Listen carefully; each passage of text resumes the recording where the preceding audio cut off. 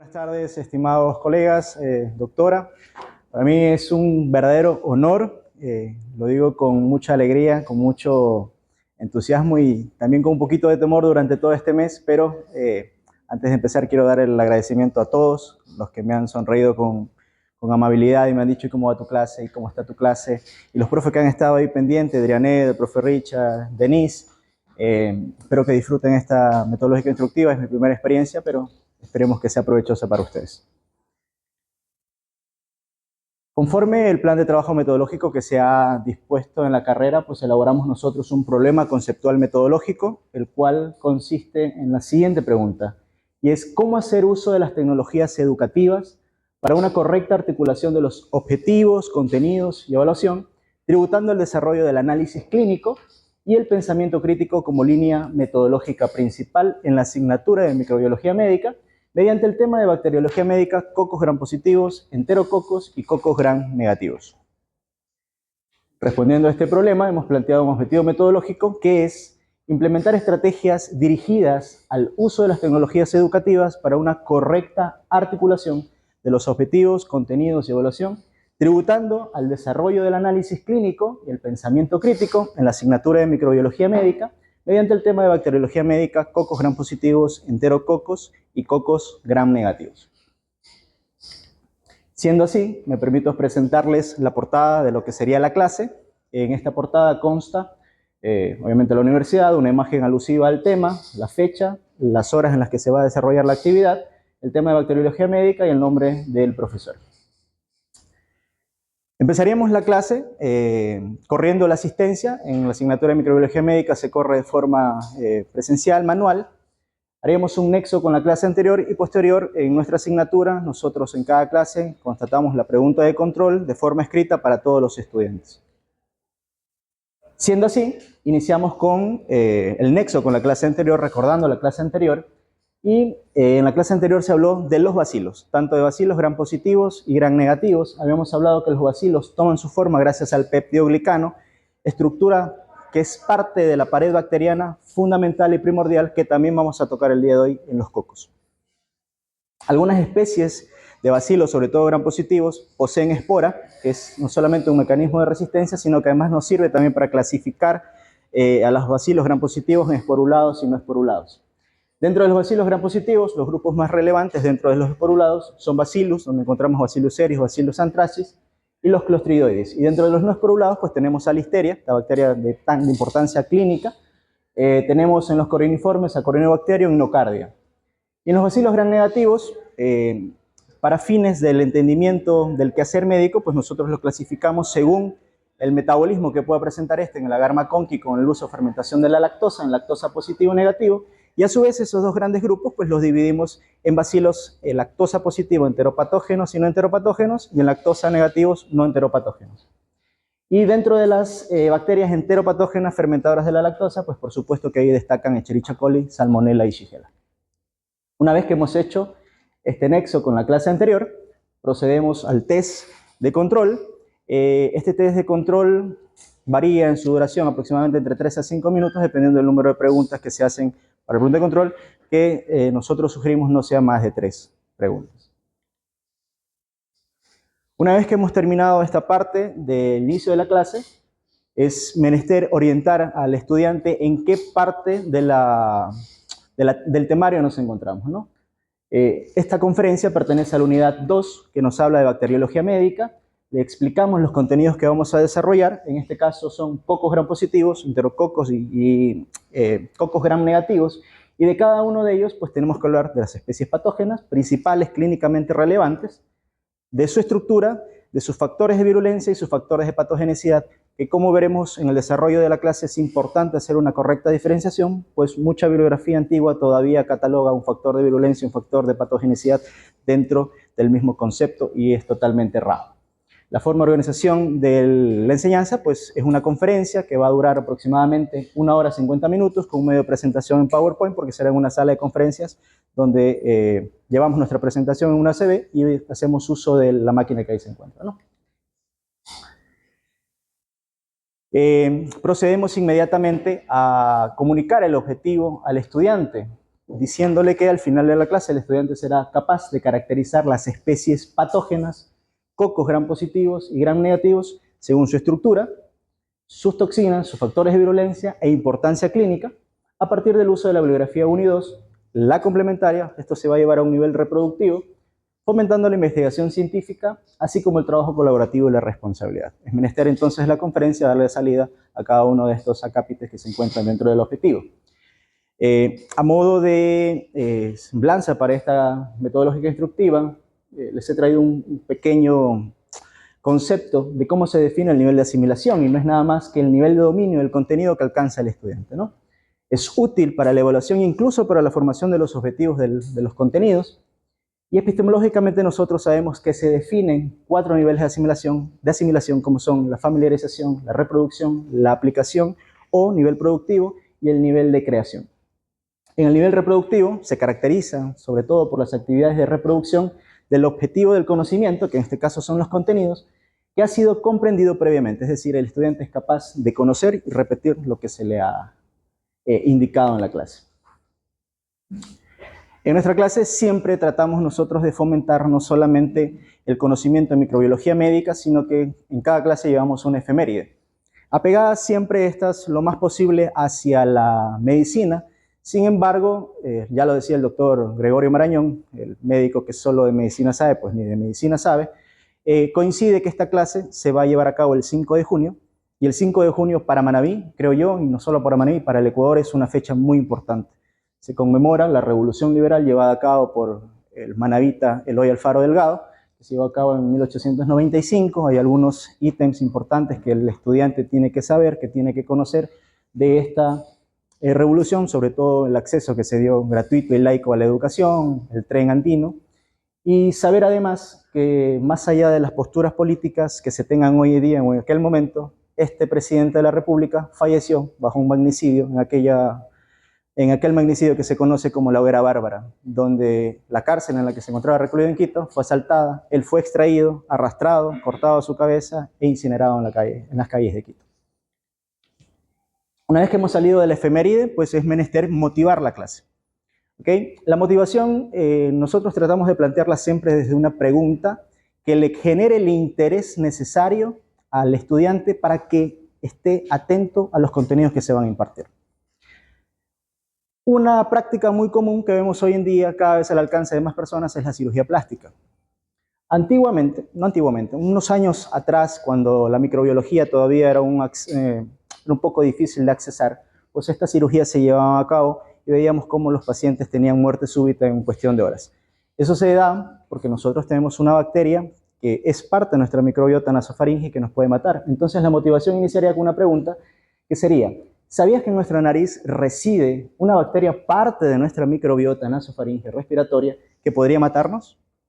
Comentamos en este punto la responsabilidad diciendo que existe una enorme responsabilidad en saberlo y prevenirlo. Generamos la intriga en el estudiante y le decimos: al final del desarrollo del contenido vamos a saber quién es la bacteria y usted mismo la va a poder identificar. El abordaje de los contenidos debe ser desde la parte más general a lo más específico. Pues entonces, si estamos hablando de cocos gram positivos y gram negativos, empezaremos sabiendo primero qué es un coco. ¿Por qué una bacteria ha decidido tomar una forma redonda, una forma, incluso se describe en algunas bibliografías abotonadas, pero lo más común es llamarla una forma cocoide? Pues tenemos que hacer énfasis entonces en recuperar ese concepto de peptidoglicano, del que venimos hablando desde la conferencia 1, la conferencia 2, la conferencia 3, y que recién vimos en la conferencia 4 cuando hablamos de bacilos. Las bacterias, tanto las gram positivas como las gram negativas, tienen esta estructura, peptidoglicano. Dependiendo la cantidad de proteína o carbohidrato que se adhiera a ese peptidoglicano, pues si hay mucha proteína, esa bacteria tomará una forma alargada, y si hay mucho carbohidrato, pues se formará un coco. La pregunta entonces es: si todos tienen peptidoglicano y todos se forman como coco, entonces ¿por qué habrán unos cocos que son gram positivos y unos cocos gram negativos? Seguimos conociendo la estructura y dándole salida al objetivo educativo y conociendo más a estas bacterias, y diremos entonces que, si bien todos tienen peptidoglicano, la forma cocoide depende de cuánta cantidad de carbohidratos se adhiera a ese peptidoglicano. Sin embargo, Las bacterias gram negativas van a tener una cantidad menor de peptidoglicano de lo que podría ser la bacteria gram positiva. Esta menor cantidad de peptidoglicano en la pared del gram negativo permite que en el proceso que se lleva a cabo en la tinción de gram, cuando se agrega el alcohol acetona, sea más fácil romper el enlace que tiene el peptidoglicano con el cristal violeta y por lo tanto lo pierde y se vuelve a colorear cuando agrego fuchina safranina. Mientras que los gram positivos, al tener una pared mucho más gruesa, esa unión entre peptidoglicano y cristal violeta se vuelve mucho más fuerte y 15 o 30 segundos de exposición al cristal violeta no son suficientes para que pierda el colorante y por lo tanto no se vuelve a colorear con el fuchina safranina cuando vuelvo a hacer la coloración con el colorante de contraste. Una vez que hemos abordado el tema de la estructura de estos elementos, pues entremos a hablar de cocos gram positivos, llamando siempre a la gamificación. Tenemos aquí un coco, el muy positivo, y el título con cristal violeta, haciendo alusión que vamos a hablar de cocos gram positivos. Para efectos de esta clase, sabemos que deberíamos estar hablando de estafilococos, de streptococos, de enterococos. Vamos a coger el género estafilococo para fines de esta clase. Y en cuanto al género estafilococo, nosotros deberíamos hablar y decir que son cocos gram positivos, de forma esférica o cocoide, agrupados en racimos, y ahí está entre paréntesis generalmente. Es importante que nosotros vayamos actualizando los conocimientos, vayamos borrando quizás esos errores de traducción y conceptos que se nos quedaron en microbiología. Y nos enseñaron que cada vez que viéramos en el microscopio cocos apilados en racimos de uva, pues estaríamos ante la presencia de un estafilococo. Y cuando viésemos cocos en cadena, eso sería un estreptococo. Y eso está muy alejado de la realidad. Cuando nosotros vemos un coco en racimos, tranquilamente puede ser un enterococo, un estreptococo o un estafilococo. ¿Por qué? Porque estoy viendo al coco en 2D. ¿Ok? No lo estoy viendo en una suspensión, un caldo enriquecido, por ejemplo, donde me permita ver su morfología en 3D y definir exactamente que tengo un estafilococo. Del género estafilococo, muchas especies forman parte de nuestra microbiota, por ejemplo, de piel, como son epidermidis y estafilococos saprofíticos, pero la especie mucho más patógena, más conocida, más estudiada por los altos factores de virulencia que tenemos, es Staphylococcus aureus. Seguimos profundizando y dándole salida al objetivo, y en este caso tenemos que caracterizar las especies patógenas. Y las especies patógenas del género estafilococo pues son Staphylococcus aureus a la cabeza, tenemos Staphylococcus epidermidis, que si bien es microbiota, en pacientes inmunodeprimidos, en pacientes que tienen gran compromiso de su piel, como por ejemplo en los quemados, puede comportarse como un microorganismo patógeno. Staphylococcus capitis y hemolíticos que dan verdaderos problemas, pero que principalmente se presentan en brotes nosocomiales. Hemos dado salida a esa parte del objetivo y vamos a darle salida a conocer los factores de virulencia y los factores de patogenicidad que posee este género bacteriano. Las bacterias, los cocos principalmente, tienen la gran mayoría de sus factores de virulencia en la pared. El peptidoglicano por sí solo es un factor de virulencia. Las bacterias pueden, como mecanismo de resistencia, engrosar aún más este peptidoglicano y formar una pared muy gruesa que evita su fagocitosis. Pero además tenemos el ácido tectóico, el ácido lipotectóico, las proteínas de superficie, que por ejemplo puede ser una PBP2, que cuando los estudiantes llegan a farmacología sabrán identificar qué es el punto diana donde actúan los betalactámicos, pueden modificarse y así crear una resistencia antibacteriana, y por supuesto el peptidoglicano. Habíamos dicho que es fundamental que el estudiante conozca la diferencia entre un factor de virulencia y un factor de patogenicidad. Insistimos mucho en eso, no solamente en los cocos, sino también en las demás especies bacterianas. ¿Por qué? Porque un factor de virulencia lo que causa en el cuerpo es un estímulo o una reacción, mientras que un factor de patogenicidad lo que va a causar es un daño. En ese orden de ideas, entonces, diremos que dentro de los factores de virulencia que destacan de Staphylococcus aureus, tenemos, por ejemplo, su cápsula, su capa de polisacáridos, su peptidoglicano, el ácido tectóico, el lipotectóico, la proteína MSCRAMM y la proteína A. Para efectos de la clase, desarrollemos, por ejemplo, peptidoglicano, que evita la lisis por parte de las células de la inmunidad innata, como lo vimos, engrosándose aún más, y por ejemplo la proteína A, que se encarga de fijar a la inmunoglobulina A que se encuentra presente en las mucosas y por lo tanto no permite la acción de esta y no permite la activación del complemento. Mientras que tanto un factor de patogenicidad, como ustedes lo ven acá, será aquel que se encarga de producir daño. Dentro de los factores de patogenicidad tenemos principalmente enzimas y toxinas. Dentro de las enzimas que posee el género estafilococo, y en este caso la especie Staphylococcus aureus, es hialuronidasa, lipasas, nucleasas, coagulasas, estafiloquinasas, beta-lactamasas. Ejemplo, si tenemos una bacteria produciendo hialuronidasa, pues lo que va a hacer es destruir el ácido hialurónico. Si además tiene nucleasas, DNAsas, lo que está haciendo es destruir el tejido y evitando que las células que están acá regeneren en tejido, porque no hay ADN que permita la división celular y la regeneración del tejido. Mientras que las beta-lactamasas son enzimas producidas por la bacteria que tienen la capacidad de hidrolizar a los beta-lactámicos rompiendo el anillo beta-lactámico. Esos conceptos de los que estamos hablando, pues los profundizarán los estudiantes cuando vean farmacología. Sin embargo, es importante que sepan que el principal mecanismo de resistencia a los antibióticos, y que es parte de una unidad que ven en microbiología, que es la unidad de resistencia antimicrobiana, pues en el caso de los cocos gram-positivos son las beta-lactamasas. Y en cuanto a las toxinas, muy famosas son las leucocidinas, principalmente la de Phantom-Valentine, las hemolicinas, la toxina de choque tóxico y la toxina exfoliativa. ¿Por qué hacemos énfasis en la toxina de choque tóxico, por ejemplo? Porque es esta toxina, que es un superantígeno, la que desencadena una cascada inflamatoria que posteriormente lleva a la muerte al paciente en cuestión de horas. En este punto, el estudiante responde a la pregunta de la motivación que le hicimos al inicio de la clase y sabe que la bacteria residente en nuestra mucosa nasofaringea, en nuestra piel, que nos puede llevar a la muerte, es Staphylococcus aureus. Por eso se ha protocolizado en la cirugía nasal al momento que todo paciente que se vaya a someter a cirugía debe realizarse un hisopado previo para la identificación de Staphylococcus aureus, y si se profundiza en el antibiograma y sus mecanismos de resistencia, pues qué mejor. Es importante mencionar además otro tipo de toxinas que son menos conocidas, menos frecuentes en estafilococo, pero que si se presentasen fuesen muy patógenas. Entre ellas está, por ejemplo, las citotoxinas, que me hablan de destrucción celular, la toxina exfoliativa, que se encarga de darme el famoso síndrome de piel escaldada, los pediatras saben mucho de esto, la enterotoxina, que se comporta como una hemolicina y produce ruptura de los glóbulos rojos, y bueno, ya hablamos del síndrome de choque tóxico, que es un superantígeno. A este punto de la clase, los estudiantes ya han atravesado por el estudio no solo del género estafilococo y las distintas especies como Staphylococcus aureus, epidermidis, que son las que se hablan en clase, sino que además ha visto ya streptococo y ha visto enterococo, todos cocos gram positivos. Es menester entonces hacer un resumen parcial, y en este resumen parcial mencionaremos, por ejemplo, que los cocos gram positivos engloban a 3 géneros de una importancia clínica superlativa para el médico.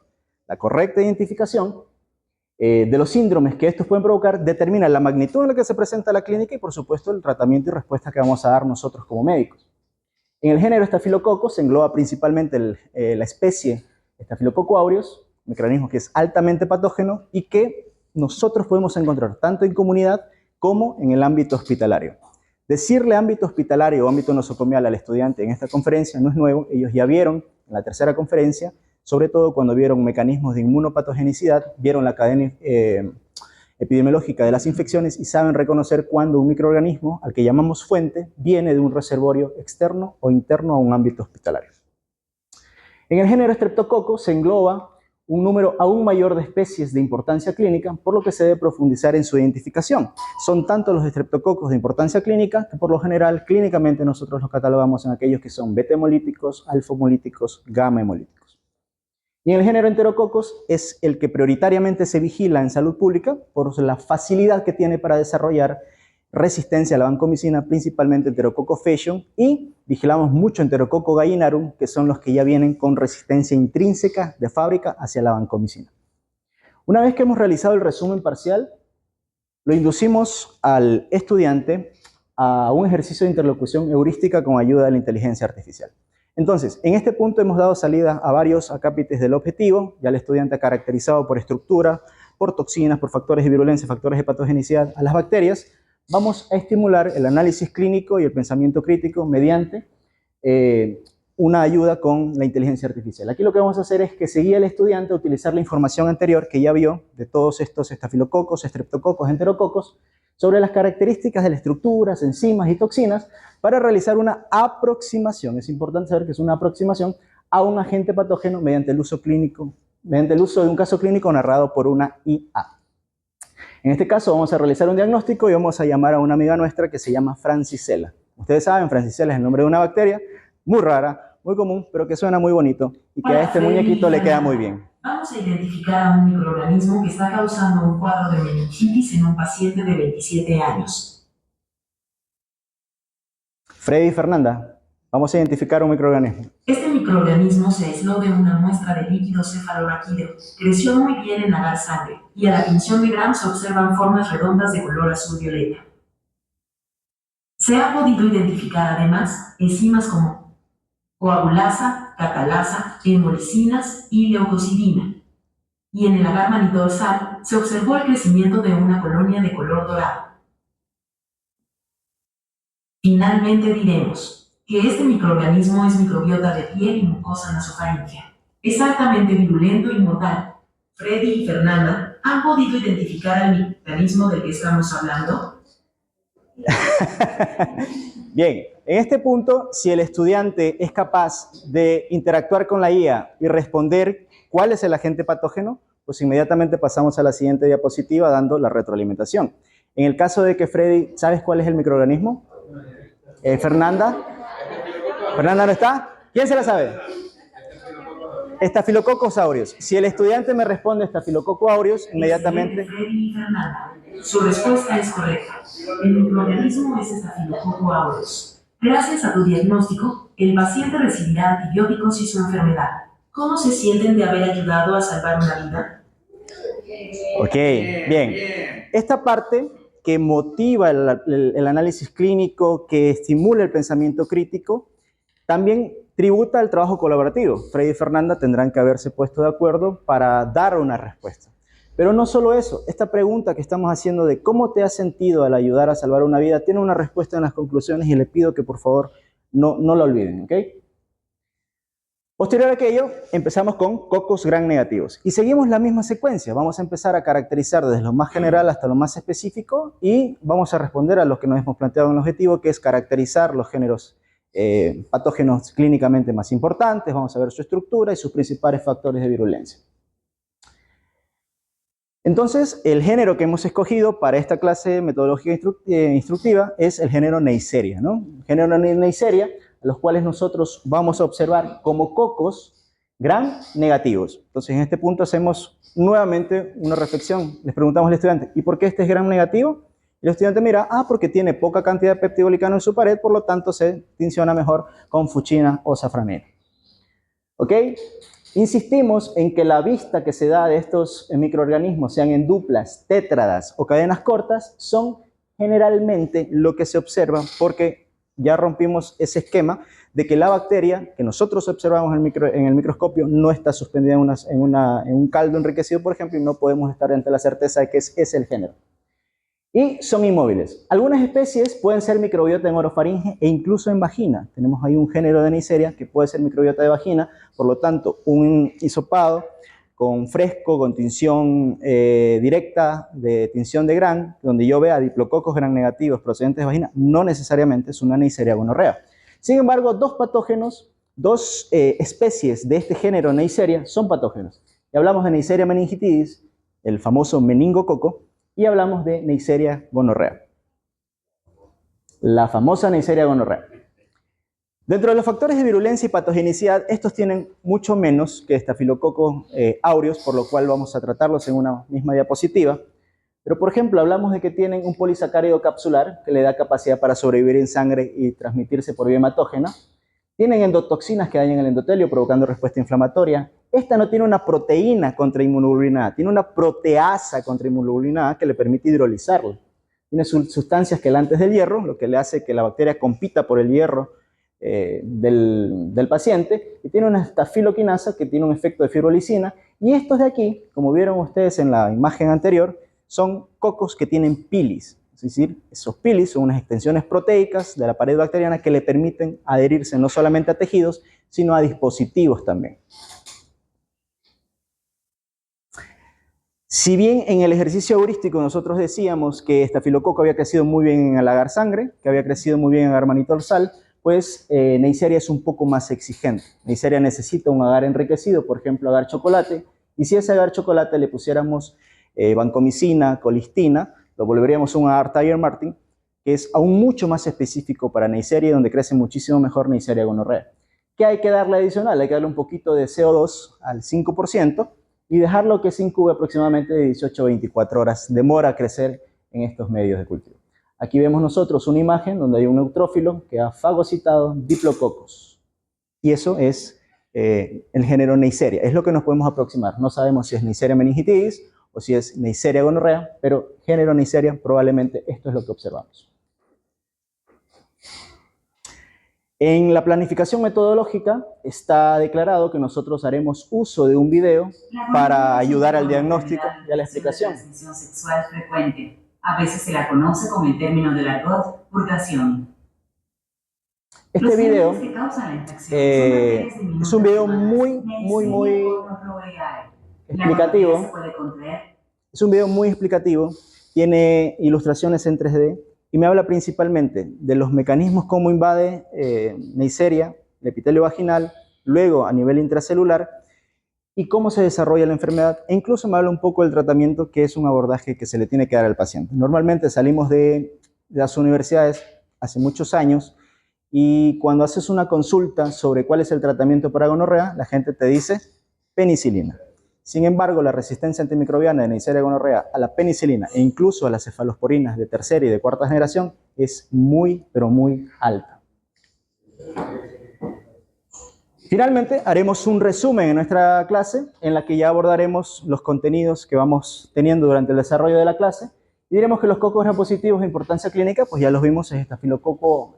Los cocos gram positivos de importancia clínica son estafilococo, el género estafilococo, el género streptococo y el género enterococos. Y dentro de los gram negativos, aquí vimos Neisseria, solo gonorrea, pero en la clase veremos también meningitidis y además hablaremos de Moraxella, una bacteria muy descuidada y que actualmente los reportes de vigilancia epidemiológica nos dicen que tiene una altísima resistencia a la acitromicina y demás macrólidos gracias a todas las acitromicinas que nos tomamos en pandemia.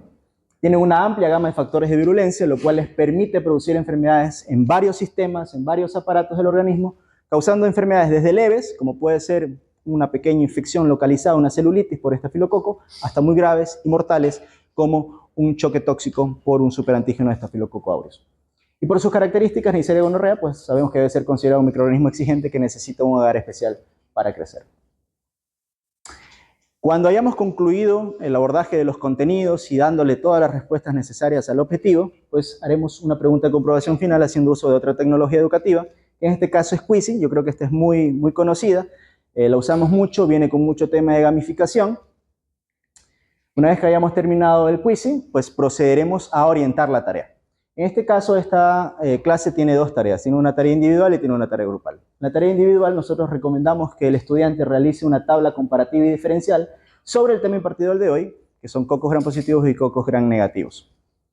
Se le tiene que orientar al estudiante cómo tiene que exportar el archivo, con su nombre, apellido, paralelo, tarea. Adicionalmente tiene que presentar el enlace para que el profesor pueda dar clic y verifique la veracidad de dicho trabajo. Se le recuerde revisar responsablemente la fecha, la hora máxima de entrega, para que no existan discrepancias en este tema, y que si aún tiene dudas sobre el uso de Canva, puede revisar el entorno virtual de aprendizaje, donde hemos colgado un video que hemos grabado mediante Zoom, en el cual explicamos el uso de la aplicación.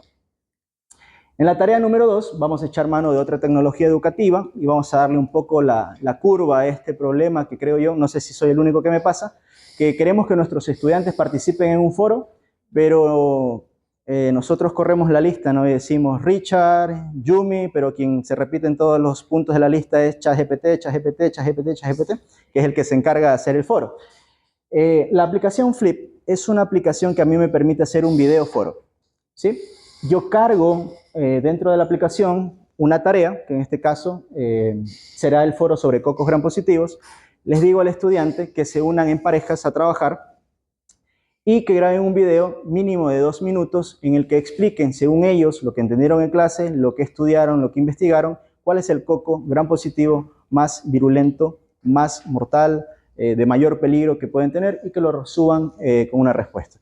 Los estudiantes no tienen más que hacer que dar clic en el enlace que los dirigirá directamente hacia la plataforma y la única opción que tienen es dar a grabar e inmediatamente graban. la aplicación tiene muchísimas herramientas que les permite poner música, hacer inclusión de diapositivas y varias secuencias más. Aquí tengo un ejemplo que se los mostraré al final de la clase. Coincide que la siguiente semana de que tenemos esta clase, pues hay un seminario integrador, el cual también vamos a orientar. Si tuviésemos la clase práctica, aquí estuviésemos orientando la clase práctica, ¿de acuerdo? Vamos a hacer un seminario integrador con el análisis de un artículo, mil disculpas, ok, de un artículo científico que está cargado en el EVA, y que adicional se lo vamos a reflejar en la bibliografía. No basta con orientar el seminario, hay que decirle al estudiante por paralelo la fecha, el día y la hora en la que se tiene que presentar el seminario. Nosotros hemos priorizado que esto coincida ya sea con la hora sincrónica que tenemos establecida en nuestro horario o con la hora de tutoría. Una vez que hemos pasado esto, hay que presentarle al estudiante la bibliografía respectiva que se utilizó para la creación de esta presentación y de los cuales tiene que estudiar. Se recomienda que siempre esté el nombre de la bibliografía, el capítulo con sus respectivas páginas, y adicional a esto, pese a que dimos el nombre y que el artículo se encuentra colgado en el EVA, pues también le damos nosotros la bibliografía para que a través de la Web of Science, que es la plataforma oficial, la base de datos oficial de la San Gregorio, pues puedan acceder a este artículo.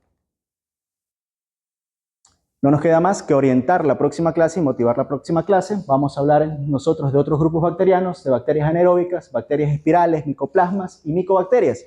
Aquí por lo general me gusta decirles que vengan muy preparados porque ese día van a conocer a la bacteria más antigua que se ha registrado en la microbiología, que más gente ha matado y que sigue matando actualmente.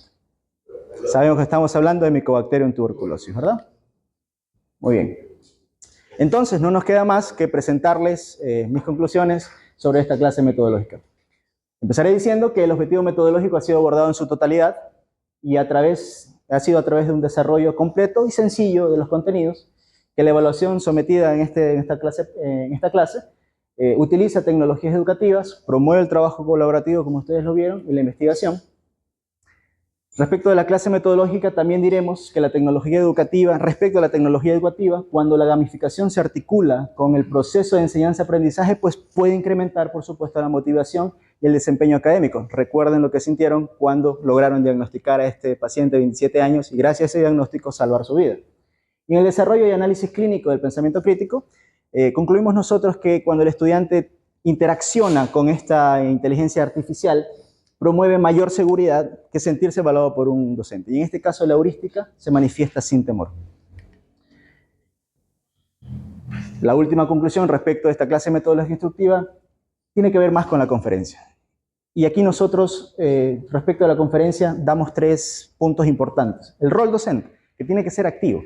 El rol docente en una conferencia no puede ser pasivo. No podemos trasladarnos a la conferencia antigua en la que hablaba, qué sé yo, Galeno, Aristóteles, dando la clase, y la persona simplemente escuchaba. Y eso era por falta de acceso a los contenidos, ya sean escritos. Hoy estamos a un clic, a un teléfono con internet, con acceso a internet, de encontrar contenidos. La presentación de los contenidos, y hacemos mucho énfasis que los contenidos en juego son primordiales. No podemos nosotros ahondar en bacterias que tienen poca epidemiología, poca relevancia, sino en aquellas que son de mucha importancia clínica. Y no podemos ponernos a estudiar ni a compartirle contenidos al estudiante de métodos diagnósticos de bacterias que se hacían hace 30 años y que hoy han sido superadas por la tecnología. Entonces tenemos que abordar los contenidos necesarios. Y respecto del discurso, aquí me es imposible no llamar a Aristóteles. Aristóteles decía respecto de la retórica que si el público estuviese lo suficientemente preparado en la dialéctica de los contenidos, pues la retórica prácticamente sería innecesaria. Pero Aristóteles también decía que si el público estuviese lo suficientemente preparado dialécticamente en los contenidos, pues se aburriría muy rápido si la persona que les habla no tuviese una retórica adecuada. Entonces, para la retórica adecuada, la retórica aristotélica se basa en 3 ejes principales que son el patos, el logos y el ethos. Siendo el patos esa emoción, ese juego de la predisposición emocional del estudiante, en ese entonces del público, del estudiante, por permanecer conectado a la clase. Y ahí es donde tengo que jugar yo con el estudiante, con sus emociones y preguntarle, ¿cómo te sentiste al ayudar a salvar una vida. Ese era el fin que les dije, no olviden esa pregunta porque en esta conclusión se le da respuesta.